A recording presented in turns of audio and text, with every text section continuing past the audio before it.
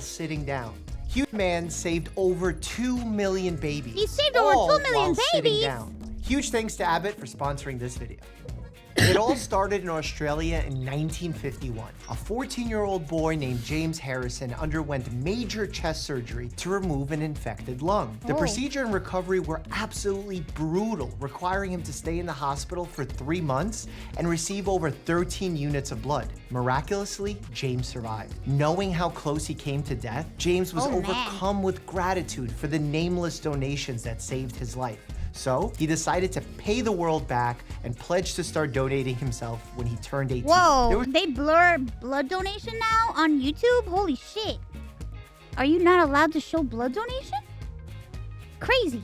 Just one problem. James hated needles. How was he gonna donate blood? Well, he had a very simple but evidence-based approach. Distraction. He just wouldn't look. So 2 days later, after his 18th birthday, James rolled up his sleeve, turned his head the other way, and the donation process had begun. Turns out, it wasn't so bad after all, and James left with his head held high, proud to return the favor of donating blood that had saved him years before. Wow. Maybe his donation would Yay. help a teenager going in for surgery just like him. Maybe it would be used to treat a patient Cool. who survived a traumatic accident like a car crash. Donated him, blood man. can be used to help treat cancer patients or mothers delivering babies. The uses were truly endless, and in reality, James was just happy to contribute and save a few lives. What he didn't realize was he would actually wind up saving millions, including his own grandson. Here's how. What? His first donation went so well that he went to donate again and again and again for years. Of course, waiting the required several days between donations before popping into one of Australia's donation centers. Then one day, something strange happened. You see, in the 1960s, Australia was battling a bizarre epidemic. Thousands of babies were dying every year. What? Some were stillborn, and others were born with severe brain damage. But it was a complete mystery. Australia poured their resources into solving the problem until doctors finally realized the cause.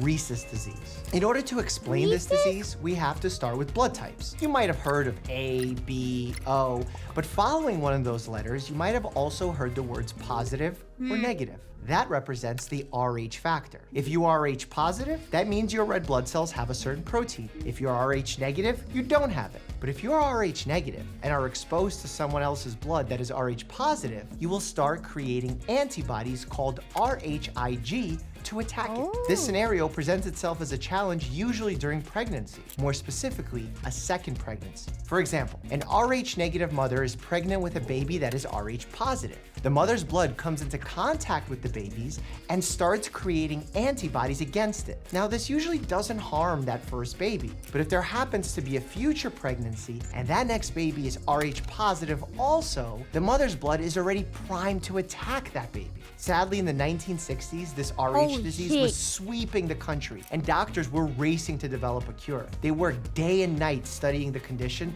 testing treatment after treatment. They eventually discovered that in order to solve the problem, they were going to need those special antibodies rarely found in human blood. But in a nation of over 10 million Australians, how are they going to find that needle in the haystack? Doctors started looking in the most obvious place, the existing record of blood donors. One at a time, they reviewed samples from previous donors, thousands of names with no antibodies until James Harrison.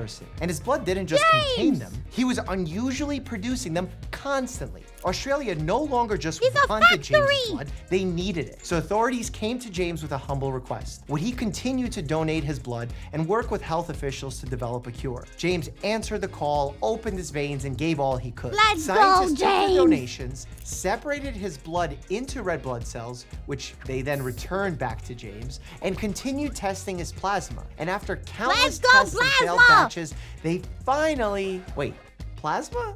Let me explain. Turns out your blood is actually made up of mostly plasma, which is a straw-colored fluid that helps transport your red blood. The liquid gold! The liquid gold! That's the liquid...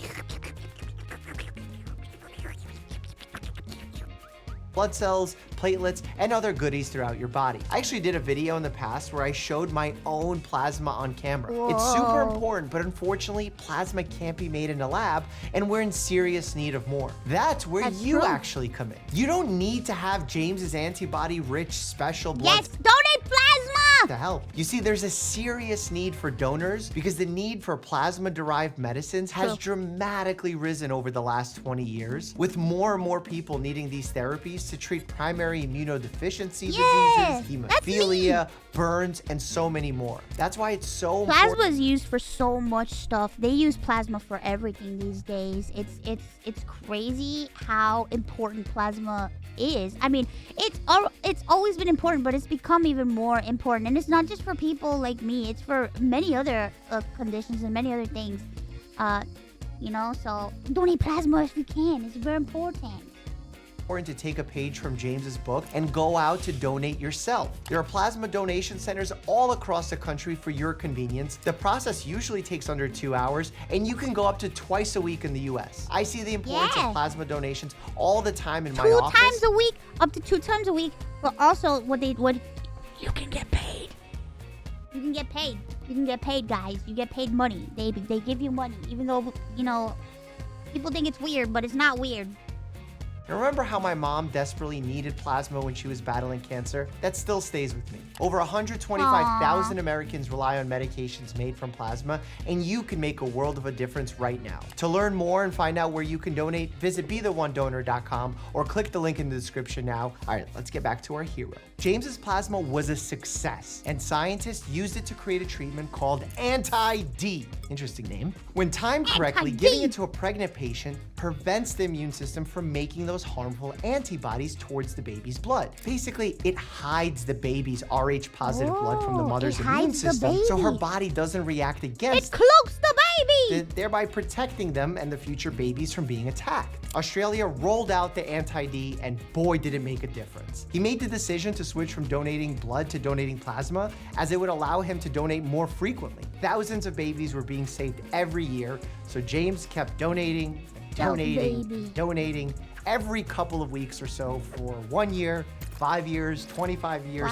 60 years. All in all, James made 1,173 donations over 6 decades, what a hero. saving the lives of over 2 million babies. 2 million The story doesn't end there. You see, he gave his final donation at the age of 81, finally retiring to focus on his own health. There are only about 200 people in Australia whose blood produces the necessary antibodies, and James definitely donated the most. That means for 60 plus years, every single batch of Anti-D that had been produced in Australia was made in part from his blood, and now researchers are actually working to develop a synthetic version of his antibodies that they're playfully calling I'm gonna cry. James What in the a fuck? jar. That's so Talk sweet. about bad medical puns. His 1,173 donations is a world record, and one that he's actually eager for someone to break because of how many lives that would save. He probably also didn't expect that many years after all that donating, his own daughter would receive an Anti-D injection made from his blood, saving the life of her unborn son. That's a generation crazy. later, that boy, James's grandson, is now expecting his first child. James' blood literally created a treatment that had saved his own family. These days, James lives a peaceful life on the coast of Australia, retired from his career working on railroads, proud of the lives he's been able to save. And despite his impact, James remains humble, saying we can blame him for Australia's huge increase in population. Visit BeTheOneDonor.com or click the link in the description now to find a donation center near you so you can follow James's lead and help save lives. Wow. A teenage girl actually fell out of an airplane and crash landed into the Amazon jungle. Click here to see the miraculous story of how she survived. And as always, stay happy What the and hell?